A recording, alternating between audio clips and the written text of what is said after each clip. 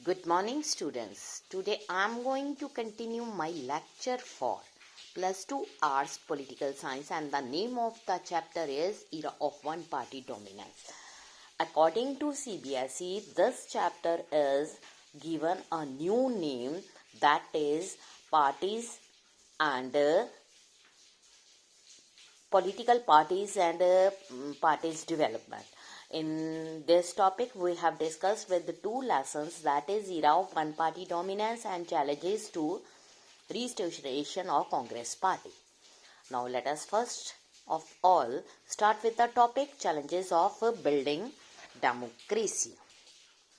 You know that after the independence, the major challenges faced by the leaders of the country is that nation building. There are so many challenges that are faced by the leaders of Indian democratic country. But the major challenge is how to face how to shape the nation and how to make the democracy in the country. Condition in India were not very different, but the leaders जो थे newly independent के, उन्होंने ये decide किया कि एक सबसे difficult task जो है वो यहाँ पर स्टार्ट करेंगे, and that is the shape the nation by reorganising the different state princely states, also make the constitution.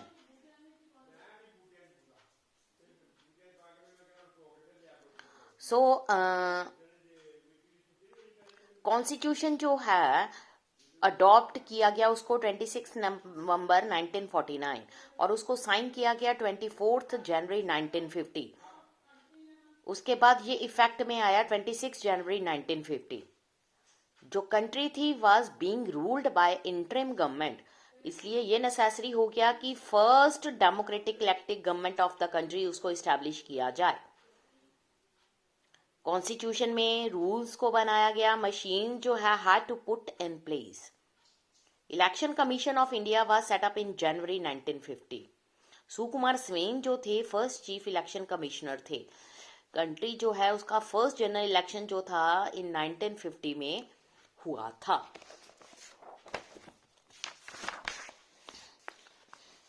लेकिन इलेक्शन कमीशन ने ये डिस्कवर किया कि ये कोई इजी टास्क नहीं है कि फ्री एंड फेयर इलेक्शन जो है अपनी कंट्री में ऑर्गेनाइज किया जाए. होल्डिंग एन इलेक्शन उसको रिक्वायर था डेलिमिशन और drawing the boundaries of the electoral constituencies. इसको ये भी रिक्वायर्ड था preparing the elections rule, list of all the citizens eligible to vote. ये जो दोनों टास्क थे इसमें बहुत ज़्यादा टाइम की ज़रूरत थी. जब फर्स्ट ड्राफ्ट और रोल पब्लिश हुआ इसमें डिस्कवर किया गया कि नियरली 40 लाख वुमेन जो थे उनका नेम रिकॉर्ड नहीं हुआ, जो वो सिंपली लिस्ट की गई थी एज अ वाइफ और डॉटर ऑफ. जो इलेक्शन कमीशन था उसने रिफ्यूज कर दिया कि वो इस तरह की एंट्रीज को एक्सेप्ट नहीं करेगा और ऑर्डर दिया कि रिवीजन जितनी पॉसिबल हो सके दोबारा की जाए. Preparing for the general election एक बहुत बड़ा टास्क था. No election on this scale जो है had ever been conducted in the world before. At that time 17 crore eligible voter थे. They had to elect about 3200 MLAs, 489 members of Lok Sabha. जो 15% जो eligible voters थे सिर्फ वही लिटरेट थे. इसलिए इलेक्शन कमीशन ने सोचा कि कोई स्पेशल मेथड जो है वो वोटिंग के लिए कंसीडर किया जाए. इसलिए इलेक्शन कमीशन ने ट्रेंड किया ऑफिसर्स को, गवर्नमेंट ऑफिसर्स को, पोलिंग स्टाफ को कि वो इलेक्शंस को कंडक्ट कराएं. It was not just the size of the country. So जो इलेक्टोरेट थे that must this election make in unusual. First general election was first test of democracy in a poor and illiterate country like India. Till then, democracy जो है exercised only in prosperous country, mainly in Europe and North America. where nearly everyone was literate. But that time, many countries in Europe had not given voting rights to all women. In this context, India experiment with universal adult franchise.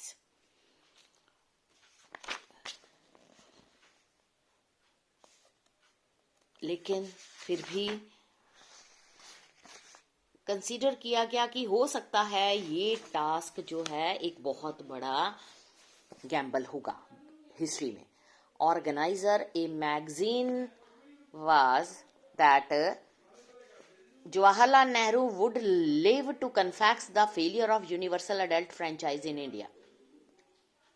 British member Indian civil services ने claim किया कि future and more enlightened age will view with astonishment a burst force of recording the voters of million of illiterate people. Election जो है postpone करी गई दो बार, finally held हुई अक्टूबर 1951 to फरवरी 1952. बस इलेक्शन जो है refer to as the 1952 election, क्योंकि बहुत सारे पार्ट ऐसे थे कंट्री के जहां पर वोटेड हुई जनवरी 1952 में. 6 मंथ लगे कंपेनिंग में, पोलिंग में, काउंटिंग में कंप्लीट होने के लिए. इलेक्शन जो था बहुत कम्पिटिटिव था. There were on an average more than 4 candidates हर सीट के लिए सिलेक्ट हुए. Level of participation was encouraging. Half of the जो एलिजिबल वोटर्स थे turned out to the vote on the day of election. जब results declare करे गए तो जो एक्सेप्ट करना था